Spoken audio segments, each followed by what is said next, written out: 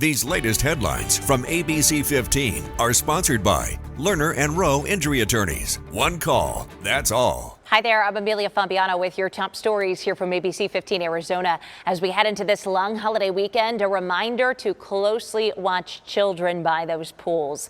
Phoenix firefighters rushing a child to the hospital on Friday after the boy was pulled from a backyard pool near 99th Avenue in Lower Buckeye.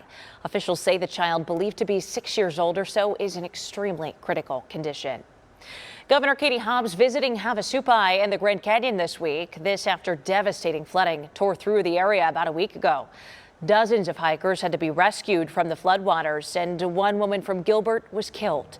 The Arizona National Guard was called in to help with all those rescues. Hobbs saying she's ready to help Havasupai tribe members who were impacted so they can return home as soon as possible. The public urban camping ban in Phoenix is set to go into effect tomorrow. We told you back in May, the city of Phoenix passed this unanimously. It bans people from camping within 500 feet of schools, shelters, child care facilities, and parks. The big question back when it passed, though, was it constitutional? Well, the Supreme Court giving us some clarity on that back in July. The High Court ruling to allow cities to enforce bans on people experiencing homelessness sleeping outside, even when there isn't enough shelter space. The city of Phoenix working to add hundreds of more shelter beds this year and next. Violators of this ban could face a fine of up to $100. All right, when you get your ballot, there may be something on there you cannot actually vote on. Proposition 140 would get rid of Arizona's partisan primary system. The state Supreme Court put it on the ballot, but also told a lower court to hear a challenge to the measure's signatures. Former Phoenix Mayor Paul Johnson with Make Elections Fair AZ says this has never happened before. Have gone back to the Supreme Court to ask them to take a second look at what they've done, because they are breaking with an 80-year precedent, and they're effectively creating law. Now, Arizona law does not require election challenges like this one to be decided before ballots are printed. The next hearing in the case is scheduled for Tuesday. Well, this is an uplifting Arizona update here. Going for gold, one Valley teen who helped start a weightlifting club in the Valley just won top prize at an international competition. ABC15's Marissa Sarbak following up, speaking with that young superstar. I'm in Ecuador right now. In Guayaquil, I competed for the Pan American Championship.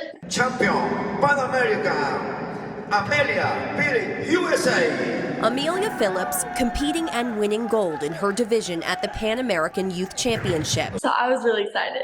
I was like freaking out. Like, oh my gosh, gold for Pan Am, that's crazy. Team USA has almost 30 athletes competing this week, but Amelia is the only Arizonan. It's the high school sophomore's first time competing on one of the world's largest youth weightlifting stages. Sometimes if you look ahead, it kind of like gets in your head and you get thrown off of like, oh, that's my competition. You get all nervous, but no, I just didn't know anything. I just walked in, knew what numbers I wanted to hit, and then did my best. She hit 2 personal records, sweeping gold for the 15 and under division. We traveled today to Quito, and a longtime friend and a coach of several Olympians from Ecuador has a training center here. So he's actually going to show us a little bit about the country, and you might even get a training session. Amelia's head coach, Eric Bramwell, says events like these make young Olympic dreams seem even more reachable.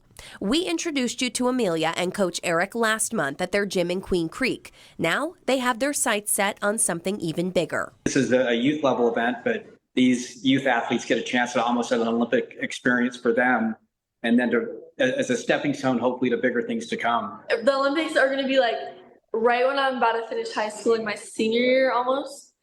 So I'll be like the oldest already. I'm so excited. For Uplifting Arizona, I'm Marissa Sarbak.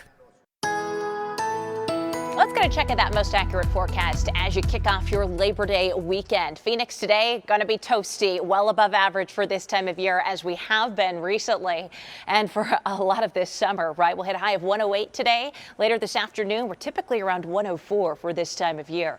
Other highs across the state today will be in the 90s in Sedona and Kingman, upper 70s in Flagstaff and Heber, upper 80s for Payson and Prescott, 109 to 110 out west along the Colorado River there, and 104 down towards Casa Grande. Overnight, we'll drop down into the upper 40s at the Grand Canyon and Window Rock, 50s other spots along the rim and in the high country like Flagstaff, 65 overnight in Sedona, 60s overnight too in Kingman and Payson, and mid-80s overnight in spots like Phoenix and out west along the Colorado River as well. Our 7-day after today has us really heating out and drying out as well. Labor Day high of 108, 110 by next Wednesday. As always, for the latest headlines, weather, and traffic, head to abc15.com or download the free ABC15 mobile app. Have a great Saturday. These latest headlines from ABC15 are sponsored by Lerner and Rowe Injury Attorneys. One call, that's all.